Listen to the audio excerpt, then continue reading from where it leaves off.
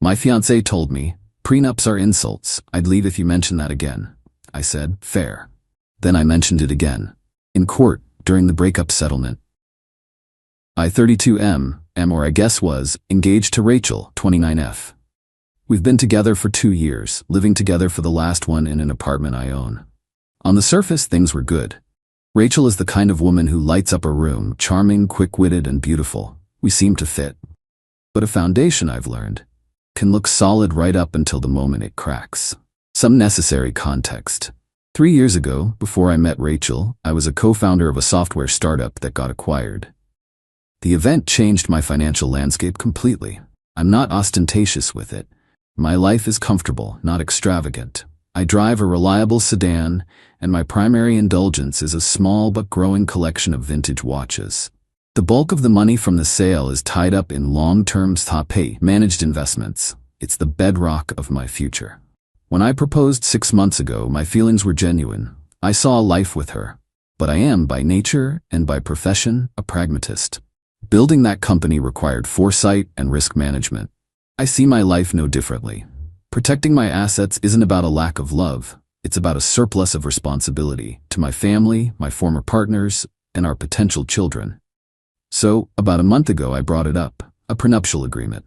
I chose the moment carefully. A quiet evening at home. I'd made her favorite risotto. I waited until the plates were cleared and we were relaxed.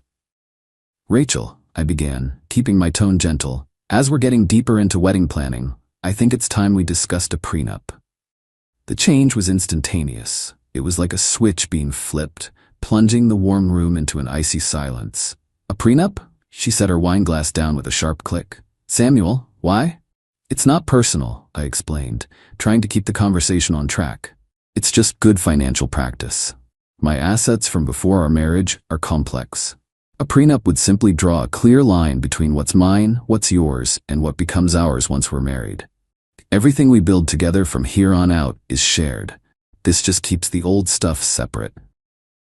She stood, pushing her chair back. No. It separates you from me. It says you don't trust me, that you think I'm just another asset to manage. That's not it at all. It's about preventing future complications for both of us. Her eyes, usually so warm, were narrowed and hard. This is an insult. You're entering a marriage with an exit strategy. It's the most cynical thing I've ever heard. Then she delivered the final word, her voice low and absolute. I am going to say this once. If you ever mention a prenup again, I will walk out that door, and I will not come back. We are building a life on love and trust, not a legal document designed to protect your millions. End of discussion. I looked at her. I saw the hard line she'd drawn. I heard the threat, and I processed it not as an emotional outburst, but as a term of a contract. She had just defined the exact condition for her departure. In that quiet moment, I made my choice. Fair, I said. The single word seemed to diffuse her anger. She took it as my capitulation. Her shoulders relaxed, and she came to hug me. Thank you for trusting me, she whispered. I love you. That's all the security we need. I hugged her back, but the decision was already cemented in my mind. She told me what would make her leave. I decided to grant her wish, just not in the way she expected. I haven't mentioned the prenup since. The wedding planning has continued, and her parents, Gregory and Catherine, have become increasingly involved. Their talk peppered with casual mentions of my finances. I used to see it as benign. Now I see it as due diligence on their investment. I have an appointment with my lawyer next week. Not to plan a marriage, but to strategize a dissolution. Update 1. 3 weeks later. The situation has evolved. My meeting with my lawyer, Deborah, confirmed my path was the right one. I laid out the ultimatum, my decision, and my concerns about the inevitable fallout. Her advice was blunt. Prepare for a fight and document everything. People who feel entitled to your money don't just walk away quietly. She was right. The entitlement, once a subtle undercurrent, became a tidal wave after our talk. It was as if defeating the prenup was a green light. The spending started first. The supplementary credit card I gave her for household use suddenly saw a lot of action at designer boutiques. A $4,000 handbag here, a spa weekend with her mother, to de-stress from wedding planning there. I didn't confront her. I just paid the balance, reported the card as potentially compromised. to the bank and had it canceled. I told her a new one was on the way. It wasn't. Her parents, Gregory and Catherine, then made their move. They invited me to their country club for dinner, an obvious ambush. Samuel, Gregory began, all false bonhomie and expensive brandy. Catherine and I have been looking at some properties for you two. A marvelous place in the estate section of town, perfect for raising a family. He slid a glossy real estate brochure across the table. The asking price was audacious. It's a beautiful house, but we're a long way from that, I said politely. Catherine's laugh was like ice cubes clinking in a glass. Don't be so modest, Samuel. You have to put that money to work. It's an investment in the family, our family. The possessiveness was suffocating. They weren't just joining my family, they were staging a takeover. The true breaking point, however, was the watch. For my 30th birthday, my grandfather gave me his 1968 Patek Philippe Calatrava. It's my most meaningful possession, an artifact of my family's history. Rachel adored it.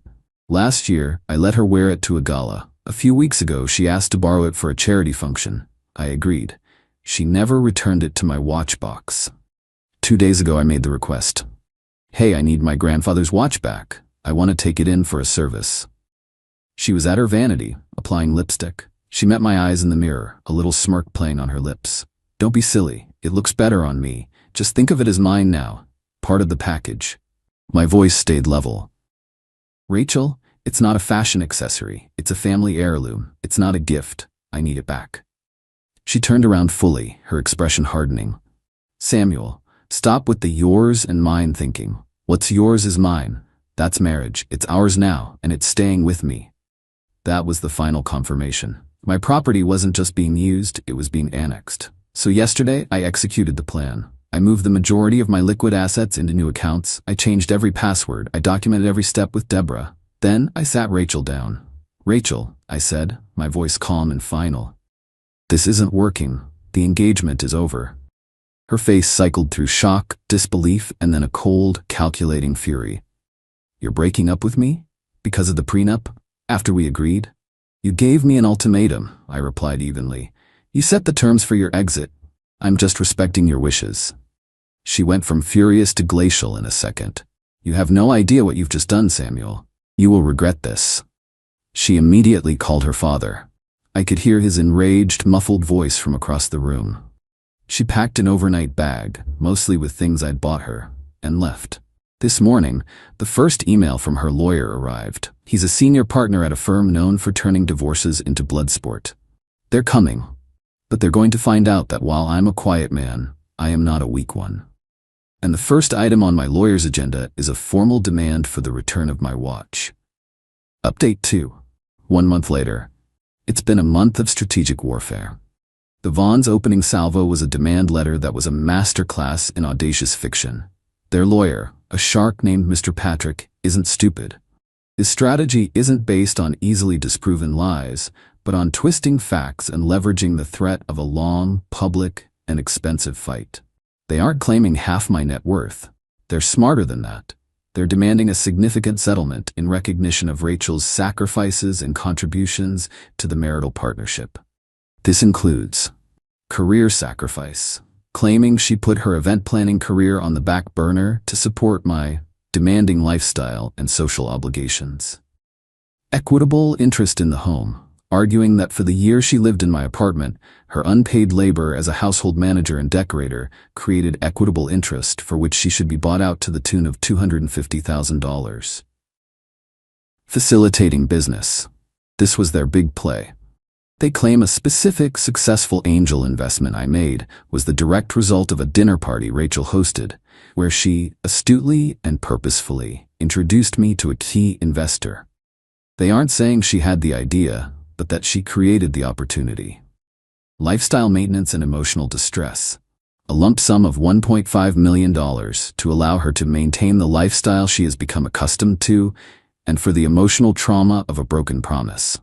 And of course, the Patek Philippe is listed as a gift, symbolizing the promise of marriage, and is therefore her property. The smear campaign began subtly. Posts from Catherine about the hollowness of new money, and Gregory mentioning to mutual acquaintances how disappointed he was that my character wasn't as strong as my portfolio. This has been stressful, I won't lie. There was a night last week where I was up until 3 a.m. staring at the ceiling, feeling the weight of it all. It felt like an attack on all fronts. For a fleeting moment, I understood why people settle. The thought of just writing a check to make it all go away was tempting. It felt like my life had been turned into a hostile takeover bid. I called Deborah the next day, feeling defeated. Maybe we should just make them an offer, I said. Let me ask you something, Samuel, she said, her voice firm. The investment they're talking about, the dinner party. What's the real story? The dinner happened, I admitted. She did introduce me to the guy, but the groundwork for the deal was already laid. I had been in talks with his company for weeks. The dinner was just a social thing, a formality.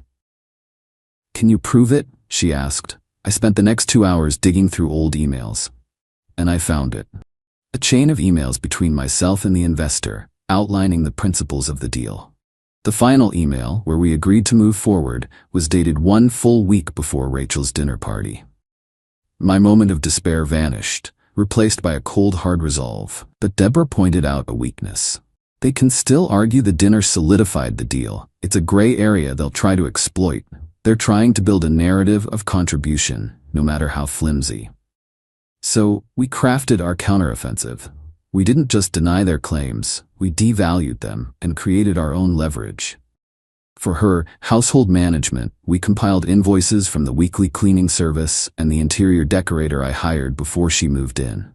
For her career sacrifice, we pulled her social media, which was filled with posts from the last year about exciting new projects and loving the hustle.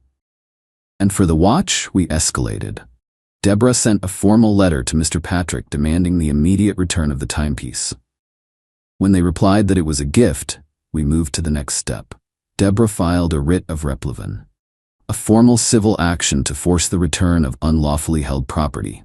It's not a criminal complaint, but it's a separate, expensive legal battle that Rachel would have to fight, and one she would almost certainly lose. They've rejected our counteroffer, which was for her to take her belongings and leave, and pushed for mediation. They think they can intimidate me in person. The date is set for next Tuesday. They believe their case has just enough plausibility to make me bleed. They're about to find out how badly they've miscalculated. Final update, 1 week later. It's over.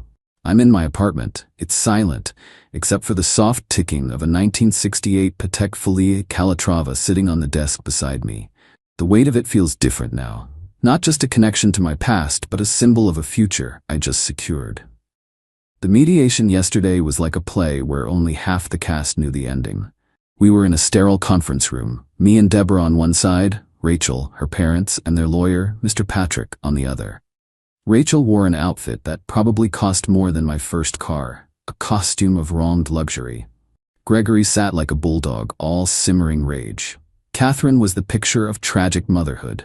Mr. Patrick began, weaving a narrative of my fiancée's broken heart and broken promises. He spoke of her unwavering support, her critical social contributions, and the equitable partnership she believed she was building. He painted me as a cold manipulator who used her love and then discarded her at the first mention of fairness. He presented their reasonable demands as a way for me to do the right thing. When he finished, Deborah let the silence stretch for a beat. Then she opened her file. Mr. Patrick, she began, her voice calm and clear, my client is indeed here to honor a promise, the one Miss Rachel Vaughn made to him.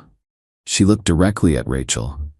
On the evening of April 28th, you told my client, if you ever mention a prenup again, I will walk out that door and I will not come back. You presented this as a non-negotiable term of your relationship. My client has simply chosen to accept your terms.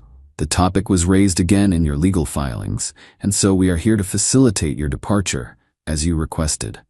The color drained from Catherine's face. Gregory's jaw tightened. Deborah then moved on to the claims. Point by meticulous point, she dismantled their narrative. She presented the invoices from the cleaners and decorator, reducing the $250,000 household manager claim to absurdity. She put up screenshots of Rachel's own social media posts, boasting about her career achievements during the time she was supposedly sacrificing it.